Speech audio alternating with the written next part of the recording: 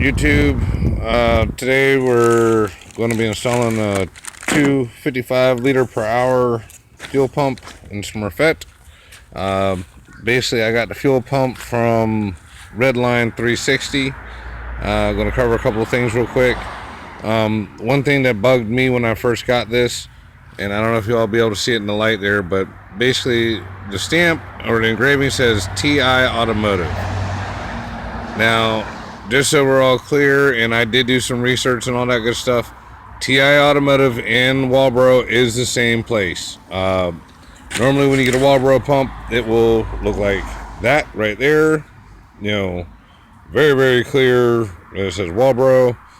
That shit concerned me. You know, basically I went to Walbro's website, and right above the email address it was Walbro/TI Automotive, and it's like, okay, well, but they did email me back and say yes. Redline 360 also confirmed yes.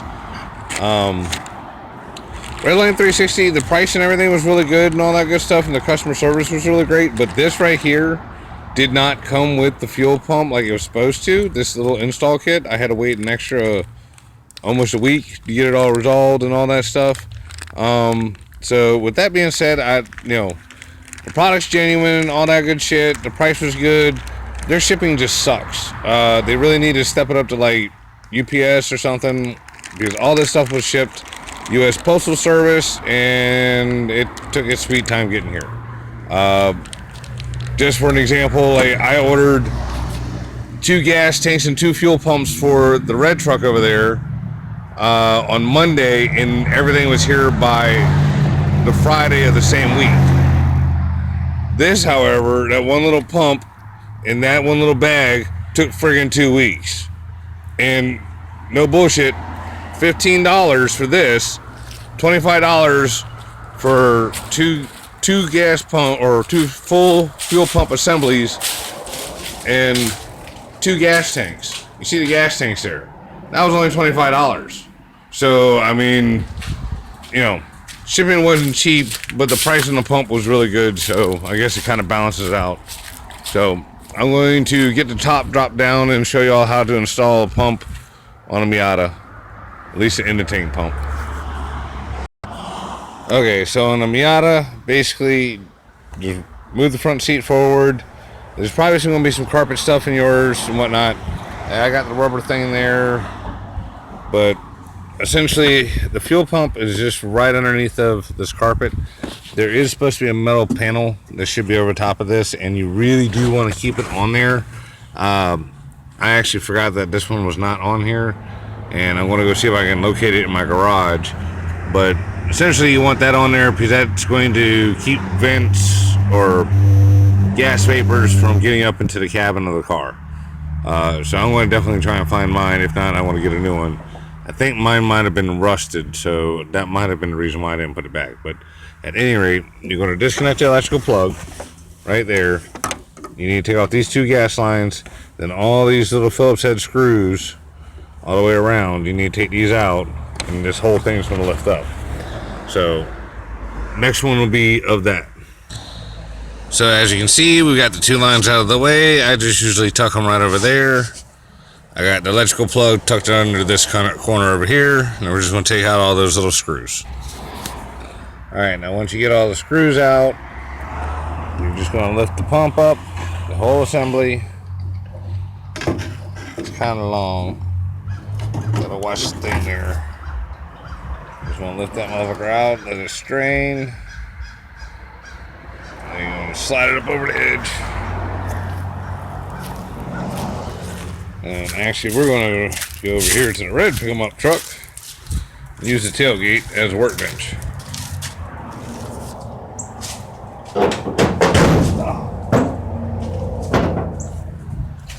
Alright, so basically this is your entire fuel pump assembly on the Miata. The sending unit and everything like that for the fuel gauge is right here. Sorry, I'm looking at my finger, not the camera. This is the fuel pump we're going to swap out. This one was a Carter. I have to look up to see exactly what size that was, but it's been performing okay. It's not been all that great, but I'm gonna throw this other one in real fast. Hang on. Alright, so first, what I need to do is snip off these zip ties. Honestly, they're not really supposed to be there, but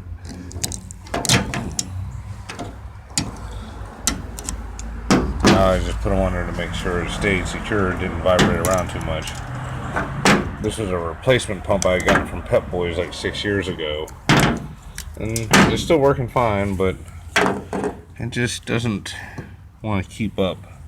Now you need to push this little button right here, get this little electrical plug out. I need both hands, so now this is just something I'm going to pull my electrical plug out here. There was all kinds of gunk. See if you can see any of it. Yeah, all in the plug and stuff. Now, this thing had sat up for a while, like 6 years when I got it, and I washed the gas tank out and it was empty. But you can see there's just some straight up shit in here, so it's a good reason to go ahead and change the pump. Besides, it won't keeping up with the turbo. So you take this one, and you just basically pull down on right here a little bit, and you're able to slide this out. This looks like it's just got the easy O-ring type where we're just going to be able to push fit it back in there, and this looks like it should go on just fine.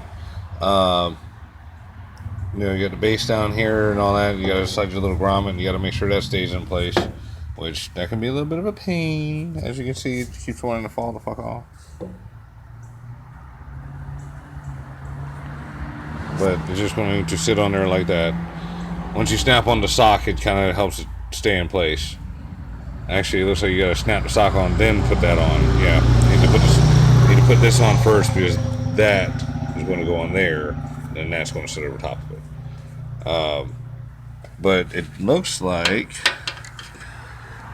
let's see, blue, black, and look down here. Okay, since the positive's on the correct side and everything like that, it looks like the plug will just snap right in. We don't even have to cut no wires or nothing, so that's awesome. Okay, so normally you should be able to just snap your pump into here. I was having a little bit of a clearance issue, and this bolt down or screw down here won't come loose, so I'm not trying to force it. But beyond that, this little top cap piece was cracked, which I'm not trying to have no flow issues and stuff, so I'm just going to put in the little piece of hose with the hose clamps. I just literally took the hacksaw right there and trimmed that little piece off, so I still got a nice little barb to attach to. Alright, so this is what it looks like put back together, and I'm sure I'm not the first person to have to do it like this, because that's why they include the hose. I mean, I'm sure it's a universal type kit, but it goes in nice and tight. I zip tied the gas line out of the way. The lever is a little bit close, but that is all the way in the down position, so it's not like it's affecting nothing. You know, it swings freely, you know. It goes all the way back to empty. They're empty. So I'm gonna put one more zip tie down here just to make myself happy and make sure it don't vibrate around, but not too bad. Just had to snip that one thing, like I said, and you know, see that clamp's on there nice and tight, and honestly that'll be easier to deal with later. Alright, now it's time to drop the fuel pump back in, and again, y'all have to forgive me for any shitty camera work, as I am trying to watch what I'm doing and work the camera. Right here, I need to get that in the hole. That's like super crucial. Alright, so there we go.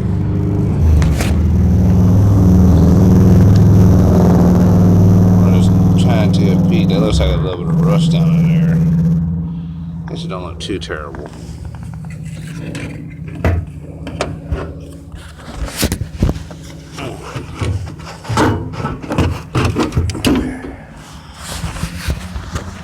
Get it back down in.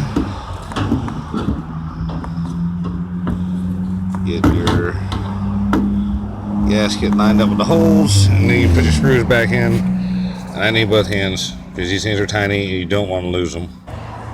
Alright, so once you get all your screws back in, hook your 2 lines back up, plug your plug back in, put your clamps back on, and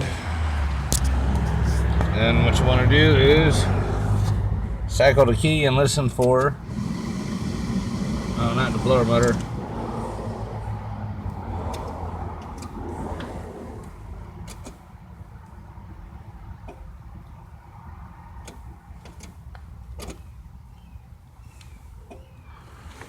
I don't know if I can hear that bitch run. It might be just that quiet. Let's see if the car starts. Alright, that's what you're supposed to hear. I didn't have the plug all the way on, I guess, or there must have been a little dirt. I had to wiggle that plug and all of a sudden it works again. So we're going to put a little dielectric grease on that plug. Just so you don't feel like you're having no problems, but the car does start up and run. And yeah, it took about 11 minutes. Did the whole thing. Really no editing. Just had to stop it when I had to use 2 hands. So we'll say 20 minutes tops. Alright, well, that's all for right now anyways.